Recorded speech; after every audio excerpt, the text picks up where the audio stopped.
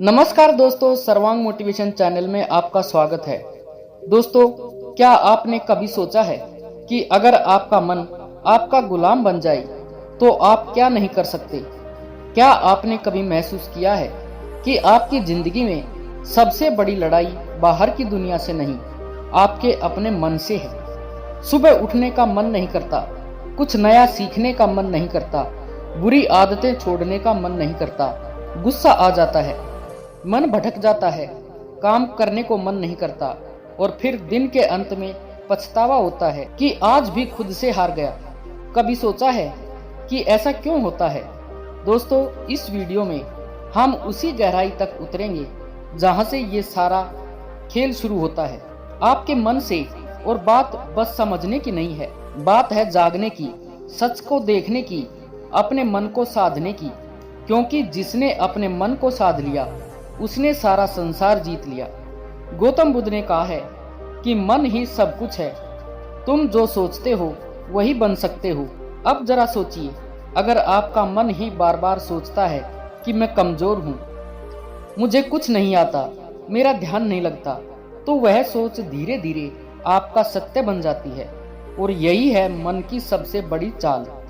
वो आपकी बनाई हुई आदतों, भावनाओं और यादों का गुलाम बन जाता है और आपको गुलाम बना देता है।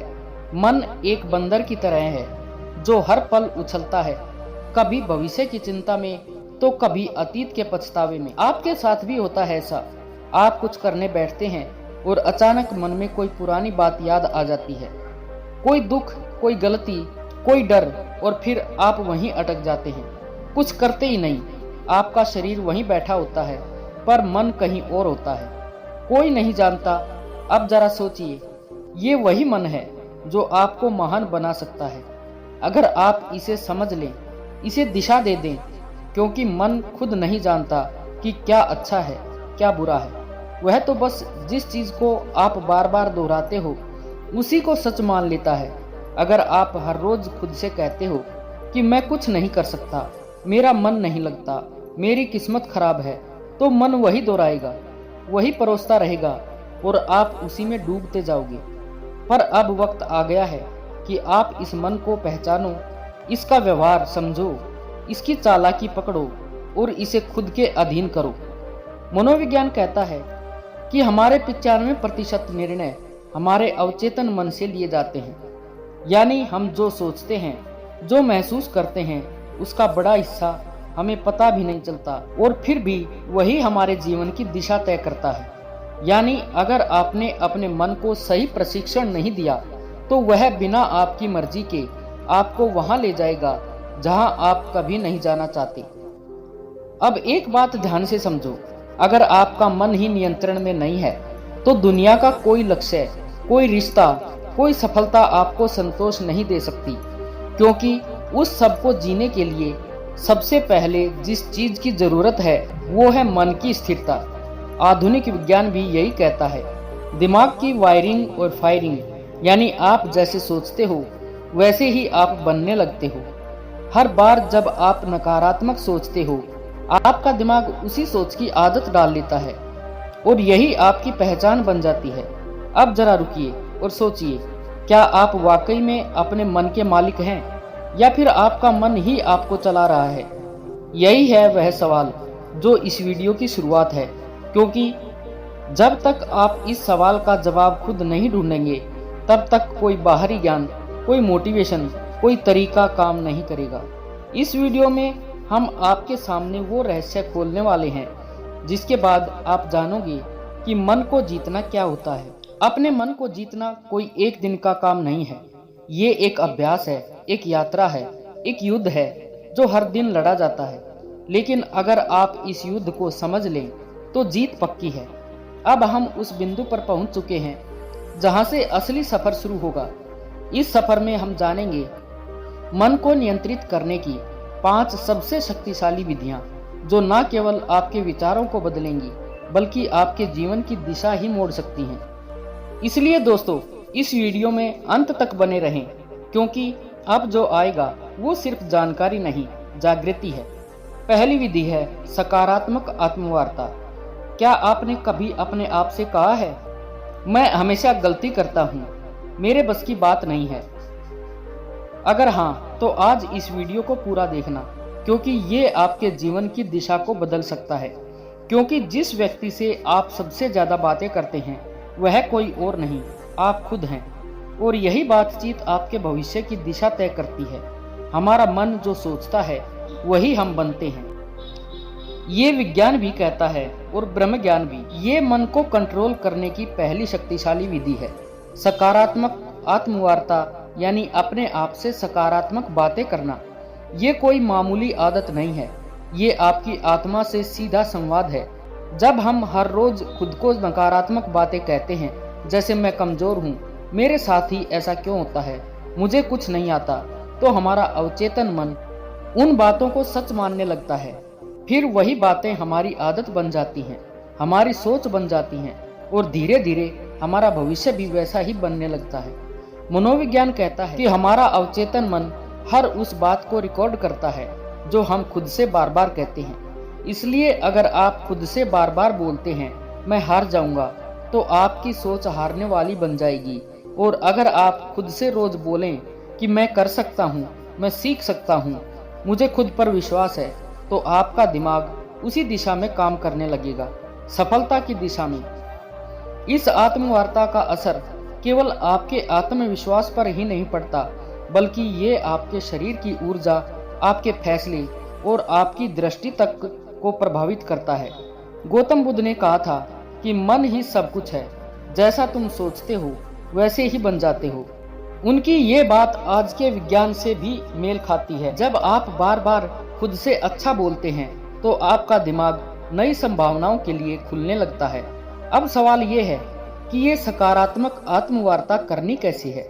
सबसे पहले हर सुबह उठते ही अपने आप से एक बात जरूर कहिए, मैं आज पहले से बेहतर हूँ और हर दिन आगे बढ़ रहा हूँ। ये छोटे छोटे वाक्य आपके दिन की दिशा तय करते हैं। दूसरा, जब कोई भी काम मुश्किल लगे तो खुद से ये मत कहो कि मुझसे नहीं होगा, बल्कि ये कहो कि ये चुनौती है और मैं इसे सीखने का मौका मानता हूँ। बस इस सोच से आपका डर छटने लगता है। तीसरा, अगर आप किसी गलती को लेकर खुद को कोसते हो तो उसी समय खुद से कहो कि मैं सीखने वाला हूँ, गलती मेरी पहचान नहीं है। ये आत्म स्वीकृति आपके मन को बोझ से मुक्त करती है। दुनिया में कोई भी सफलता तब तक नहीं आती जब तक आप खुद पर विश्वास करना नहीं सीखते, और ये विश्वास तब पैदा होता है जब आप खुद से बातें करना शुरू करते हैं सकारात्मक ढंग से। अब यहाँ एक बात और समझना बेहद जरूरी है। सकारात्मक आत्मवार्ता का मतलब ये नहीं है कि आप हर हाल में खुद से झूठ बोलो, बल्कि इसका अर्थ है कि अपने अंदर की सच्चाई को देखना, समझना और उसे उन्नत दिशा में मोड़ना। अगर आप किसी कमजोरी को पहचानते हैं तो खुद से ये कहिए कि हाँ, ये मेरी कमी है, लेकिन मैं इसे सुधार सकता हूँ। बस यही सोच आपको हर दिन एक नए स्तर पर ले जाएगी। इस आदत को अपनाने के लिए आप एक छोटा सा अभ्यास कर सकते हैं। रोज रात को सोने से पहले अपने आप से 3 सकारात्मक बातें बोलिए, जैसे आज मैंने खुद पर काम किया, मैं आगे बढ़ रहा हूँ, मुझे खुद से प्यार है। ये बातें छोटी लगती हैं, लेकिन यही छोटी बातें आपके अंदर की जंग को जीतने में मदद करती हैं। बुद्ध कहते हैं कि खुशी हमारे अपने विचारों पर निर्भर करती है। तो अगर आपके विचार आपके खुद के बारे में नकारात्मक होंगे तो आपके जीवन का हर कोना दुखी लगेगा, क्योंकि अगर आप अपने अंदर सकारात्मक ऊर्जा भरते हो तो मुश्किलें भी साधारण लगने लगती हैं। अब ध्यान दीजिए कि ये तो सिर्फ पहली विधि थी, मन को नियंत्रित करने की शुरुआत। इस यात्रा में आगे और भी गहराई है, और अब हम प्रवेश करेंगे दूसरी विधि में, जो आपके मन को स्थिरता और गहराई प्रदान करेगी, ताकि आप न केवल सकारात्मक सोचें बल्कि महसूस करें आत्मिक शक्ति। दूसरी विधि है लक्ष्य निर्धारण। क्या आपने कभी सोचा है कि मन भटकता क्यों है? क्यों हम अक्सर एक काम शुरू तो करते हैं लेकिन बीच में ही छोड़ देते हैं? क्यों हमारा मन कभी अतीत की यादों में उलझा रहता है तो कभी भविष्य की चिंता में खोया रहता है? इसके पीछे एक गहरी वजह है, अस्पष्टता।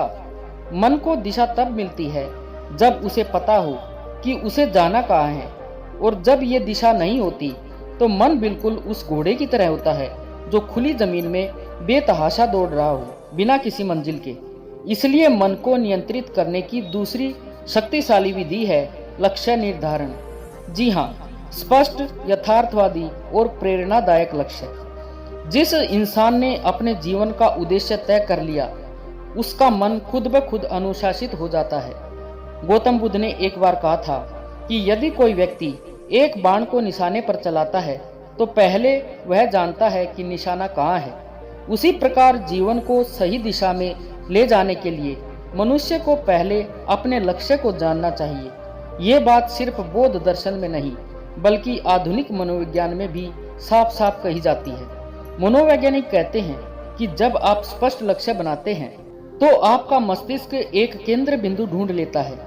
ये केंद्र बिंदु दिमाग को एक सही दिशा में सोचने, योजना बनाने और मेहनत करने के लिए प्रेरित करता है। लक्ष्य के बिना आपका मन आपको कहीं नहीं ले जाएगा या फिर किसी ऐसी जगह पहुंचा देगा जहां आप कभी जाना ही नहीं चाहते थे। अगर आप सोचते हैं कि मुझे एक लेखक बनना है तो अचानक आपको किताबें, लेखन से जुड़ी जानकारी और अवसर खुद ही दिखने लगते हैं। ये कोई जादू नहीं है, ये आपका लक्ष्य और दिमाग का आपसी तालमेल है। अब सवाल ये है कि लक्ष्य कैसा होना चाहिए। कई बार लोग बहुत बड़े बड़े लक्ष्य बना लेते हैं लेकिन वे इतने धुंधले और अनियोजित होते हैं कि दिमाग उन्हें समझ ही नहीं पाता। इसलिए पहला कदम है अपने लक्ष्य को स्पष्ट और यथार्थवादी बनाना। उदाहरण के लिए, अगर आप कहते हैं कि मुझे सफल बनना है तो ये बहुत ही धुंधला लक्ष्य है। लेकिन अगर आप कहते हैं कि मुझे अगले 6 महीने में एक किताब लिखनी है या मुझे 1 साल में एक छोटा बिजनेस शुरू करना है, तो आपका दिमाग उस लक्ष्य को पकड़ पाता है। यहाँ एक बात और समझना जरूरी है, लक्ष्य केवल मस्तिष्क को दिशा नहीं देता बल्कि भावनात्मक ऊर्जा भी प्रदान करता है। अब एक और सवाल उठता है, क्या एक लक्ष्य ही काफी है? तो इसका उत्तर है नहीं। लक्ष्य का विभाजन होना चाहिए, दीर्घकालिक या मध्यकालिक या लघुकालिक। क्योंकि जब हम एक बहुत दूर का लक्ष्य बनाते हैं और उसके बीच कोई पड़ाव नहीं रखते तो हमारा मन थक जाता है और कहता है कि अभी तो बहुत दूर है, फिर कभी शुरू करेंगे। इसलिए छोटे छोटे पड़ाव होना जरूरी है ताकि मन को हर पड़ाव पर एक संतुष्टि और प्रगति की भावना मिलती रहे। जब आप एक लक्ष्य तय करते हैं और उस पर काम करना शुरू करते हैं तो आपका मन विकर्षणों को खुद ही ठुकराने लगता है। जैसे ही आपका ध्यान भटकता है, दिमाग आपको याद दिलाता है हमारा लक्ष्य अभी अधूरा है, और यहीं से शुरू होता है मन पर नियंत्रण। अब सोचिए, एक मन जिसने खुद को एक दिशा में बांध लिया है वह कितनी शक्ति उत्पन्न कर सकता है। आपने देखा होगा कि जब आप किसी जरूरी काम में पूरे मन से लगे होते हैं तो आपको भूख, प्यास, थकावट कुछ भी महसूस नहीं होती, क्योंकि लक्ष्य ने आपके मन को पूर्ण रूप से फोकस कर दिया है। यही शक्ति हर दिन की आदत बन जाए तो आपका जीवन वह रूप ले सकता है जिसकी कल्पना आपने कभी सिर्फ सपनों में की थी। आज के समय में सबसे बड़ी बीमारी क्या है? ओवर थिंकिंग, एंजाइटी, डिस्ट्रैक्शन, और इन सब का इलाज है लक्ष्य। लक्ष्य तय कर लीजिए और फिर देखिए आपका मन कैसे अनुशासित होने लगता है। वो हर चीज जो आपका समय बर्बाद कर रही है वे बेकार लगने लगेंगे। मन बार बार आपको खींचकर आपके लक्ष्य की तरफ ले जाएगा। ये कोई चमत्कार नहीं, ये मन की दिशा बदलने की तकनीक है। अब जरा ये विचार कीजिए कि अगर एक छोटा सा चुंबक लोहे की सुई को खींच सकता है तो एक स्पष्ट और सशक्त लक्ष्य आपके मन को कितना खींच सकता है। मन जो अभी तक इधर उधर भागता फिर रहा था वह धीरे धीरे उस चुंबक यानी लक्ष्य की ओर आकर्षित होने लगेगा। गौतम बुद्ध ने कहा था कि मन अत्यंत चंचल है, लेकिन यदि उसे साथ लिया जाए तो वह आपके सबसे बड़े शत्रु को भी मित्र बना सकता है। इस साधना का पहला चरण था आत्मवार्ता और दूसरा लक्ष्य निर्धारण। ये दोनों विधियां मिलकर आपके मन को भीतर से पुनः प्रशिक्षित करती हैं। ये उसे एक नए रास्ते पर चलाना सिखाती हैं, जहां दिशा है, उत्साह है और स्पष्टता है। तो अगर आप चाहते हैं कि आपका मन आपकी बात माने तो सबसे पहले आप उसे बताएं कि कहां जाना है। फिर देखिए कैसे वह रास्ता खुद बनाने लगता है और यहीं से शुरू होती है वास्तविक आत्मशक्ति की यात्रा। दोस्तों, क्या आप जानते हैं कि हमारा मन सबसे अधिक बेचैन तब होता है जब हमारे पास समय की कोई योजना नहीं होती, जब हम हर काम को टालते जाते हैं, जब दिन रात सिर्फ भागदौड़ बनकर रह जाते हैं, लेकिन फिर भी मन शांति को छू नहीं पाता। तब असल में दिक्कत समय की नहीं होती, बल्कि उस समय के प्रबंधन की होती है। और यहीं से शुरू होती है मन को काबू में रखने की तीसरी शक्तिशाली विधि, समय प्रबंधन। आज हम जिस दुनिया में जी रहे हैं वहाँ व्यस्त रहना एक ट्रेंड बन गया है, लेकिन व्यस्त होना और व्यस्तता का प्रबंधन कर पाना, ये दोनों एक जैसी चीजें नहीं है।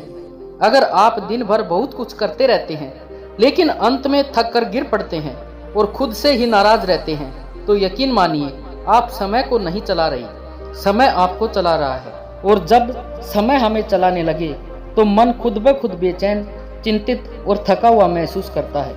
हमारा मस्तिष्क जब सबसे अच्छा काम करता है जब वह जानता है कि अगला कदम क्या है।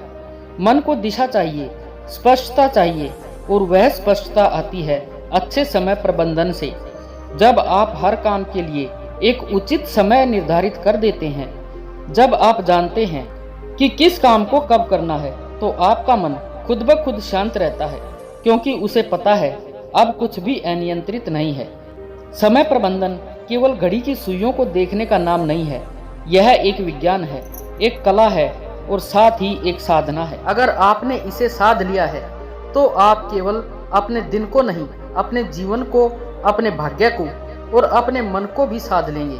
आधुनिक मनोविज्ञान कहता है कि जब हम अपने दिन की योजना बनाते हैं, यानी यदि आप हर सुबह अपनी दिनचर्या तय कर लेते हैं और दिन के अंत में उस पर टिके रहते हैं, तो आपका मस्तिष्क आपको एक सफल व्यक्ति की अनुभूति देता है, जिससे आत्मविश्वास बढ़ता है, चिंता घटती है और मन शांत होता है।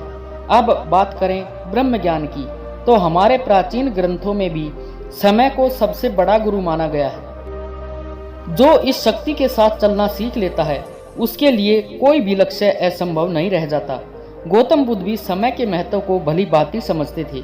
उन्होंने एक जगह कहा था कि जो व्यक्ति एक क्षण को भी व्यर्थ नहीं जाने देता, वह जीवन को पूर्णता के साथ जीता है। बुद्ध के अनुसार जीवन की सच्ची शांति तभी संभव है जब हम हर क्षण जागरूक रहें, हर पल का उपयोग करें।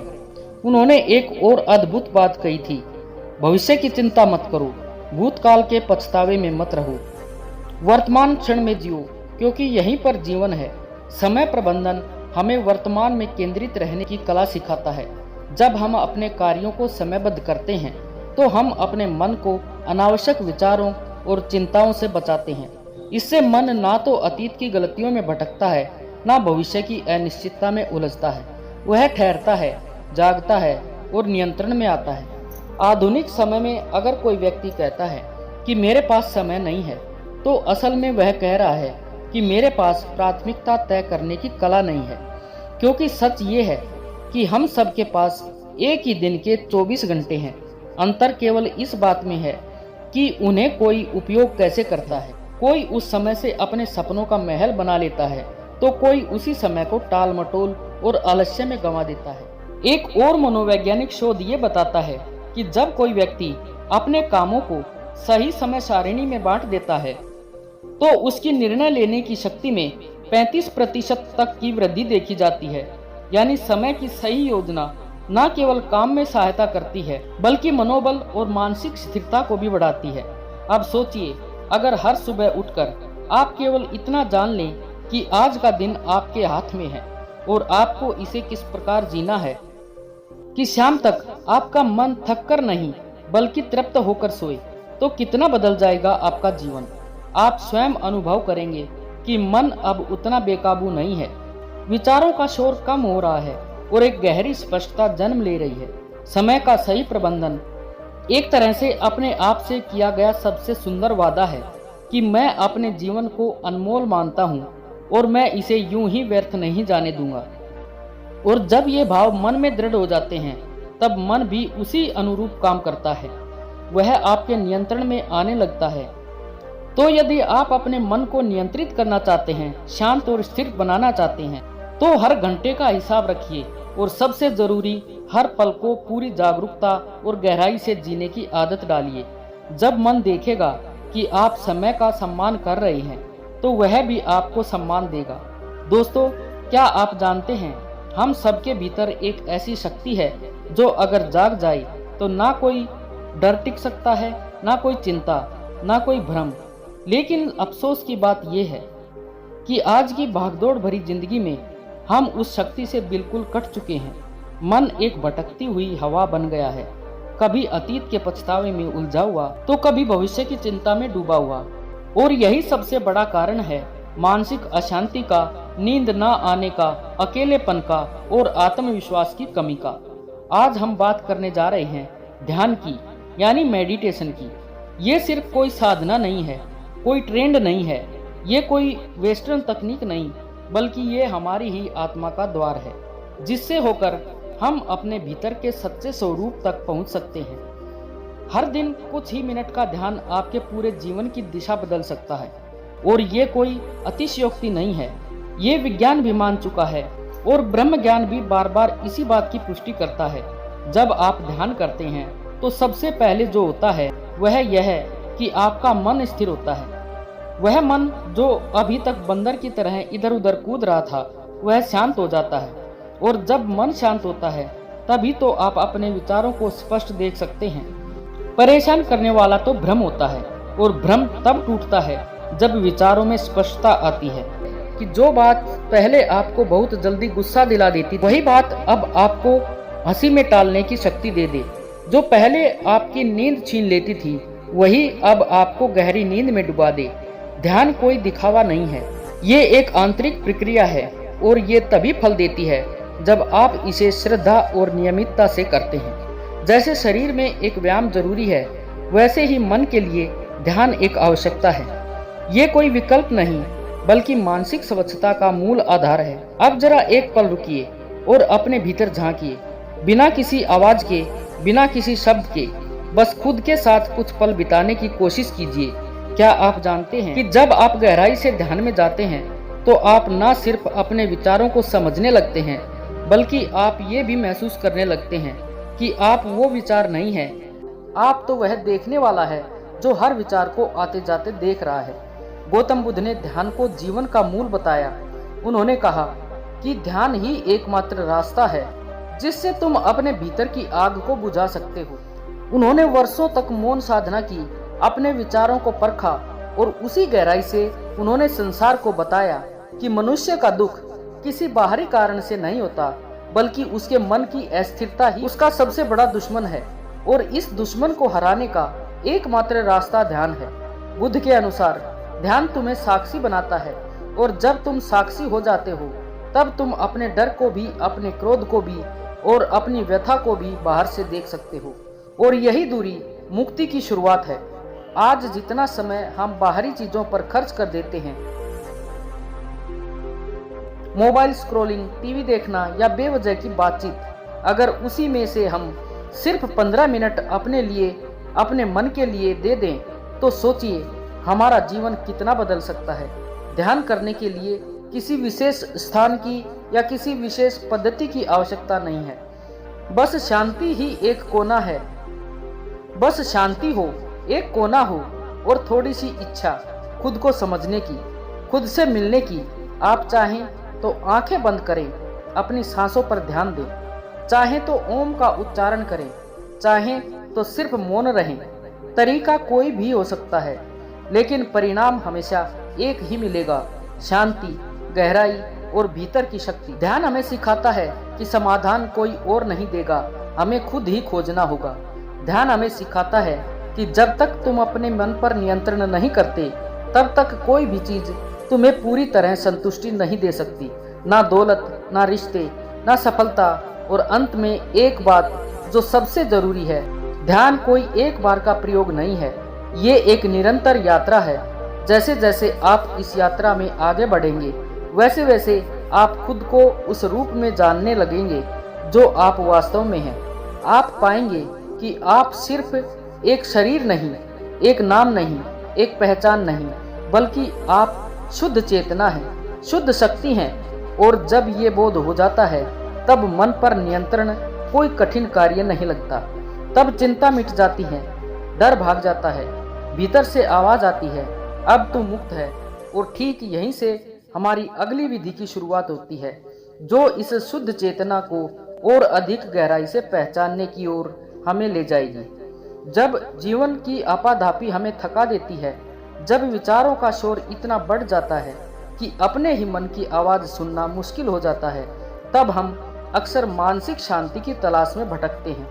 हर कोई यही सोचता है कि कैसे अपने मन को काबू में लाया जाए, कैसे इस बेचैनी से बाहर निकला जाए, कैसे अपने जीवन को फिर से संतुलित किया जाए। आज हम बात कर रहे हैं उसी खोज के अंतिम पड़ाव की, मन को कंट्रोल करने की 5 शक्तिशाली विधियों में से 5वीं विधि, जो कि देखने में सरल है लेकिन इसके पीछे छुपी है अनंत शक्ति।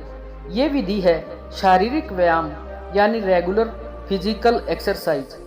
अब आप सोचेंगे कि इसमें ऐसा क्या खास है, क्या वाकई शारीरिक व्यायाम से मन शांत हो सकता है?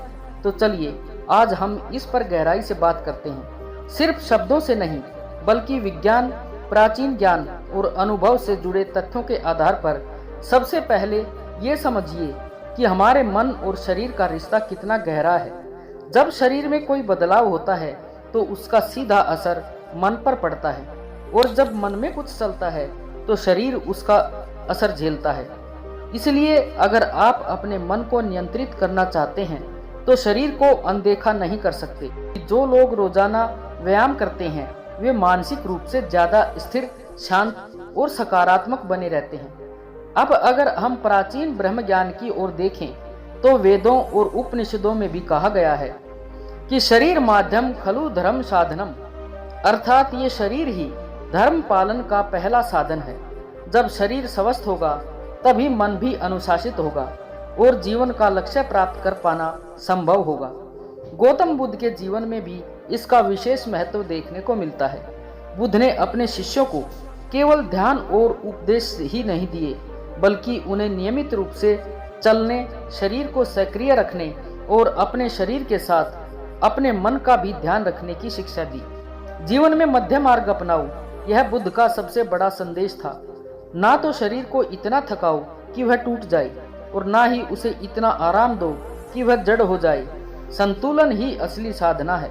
ध्यान दीजिए, जब आप थके हुए होते हैं, तनाव में होते हैं या क्रोध में होते हैं तो आपका शरीर कैसा हो जाता है?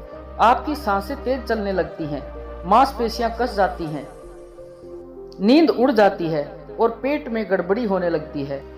ये सब शरीर के अंदर का संकेत है कि मन ठीक नहीं चल रहा। लेकिन जैसे ही आप व्यायाम करते हैं, श्वास गहरी होती है, शरीर में ऊर्जा दौड़ती है, नींद सुधरती है और मन हल्का लगने लगता है। इसका एक और गहरा पक्ष है जो बहुत कम लोग समझते हैं। जब आप व्यायाम करते हैं तो आप अपने शरीर से जुड़ते हैं। उस पल आप वर्तमान में होते हैं, और जब आप इस तरह से हर दिन अपने शरीर के साथ उपस्थित रहते हैं तो धीरे धीरे आपका मन भी आपके नियंत्रण में आना शुरू करता है। व्यायाम का मतलब सिर्फ जिम जाना या भारी वजन उठाना ही नहीं है। ये तो आपकी दिनचर्या का एक हिस्सा बन सकता है, जैसे सुबह की सैर, सूर्य नमस्कार, प्राचीन योगासनों का अभ्यास, या यहाँ तक कि खेतों में काम करना भी एक तरह का व्यायाम है। सवाल ये नहीं है कि आप क्या करते हैं, सवाल ये है कि आप कितनी नियमितता से करते हैं और कितनी श्रद्धा से करते हैं। और एक बात हमेशा याद रखें, जब आप अपने शरीर को रोज सुधारते हैं तो अनजाने में अपने मन को भी सुधारते हैं। मन को नियंत्रित करना कोई एक दिन का काम नहीं है, ये एक यात्रा है आत्मज्ञान की, अनुशासन की और अपने भीतर की शक्ति को पहचानने की। जब आप अपने मन को समझना शुरू करते हैं, उसे दिशा देना सीखते हैं, तो आप खुद महसूस करेंगे कि जीवन में कितनी शांति, स्पष्टता और ऊर्जा आ गई है।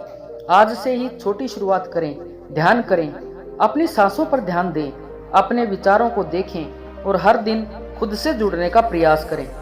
1 दिन, 2 दिन, 1 हफ्ता और धीरे धीरे आप अपने भीतर के उस मौन को महसूस करेंगे जो अब तक बाहर की दुनिया के शोर में खो गया था। और याद रखिए, मन पर विजय ही जीवन की सबसे बड़ी जीत होती है। अगर आपको ये वीडियो पसंद आई हो अगर आपको इससे कुछ सीखने को मिला हो, अगर इन बातों ने आपके मन को छुआ हो, तो कृपया इस वीडियो को लाइक व शेयर करें और चैनल को सब्सक्राइब करना ना भूलें। धन्यवाद। नमो बुद्धाय।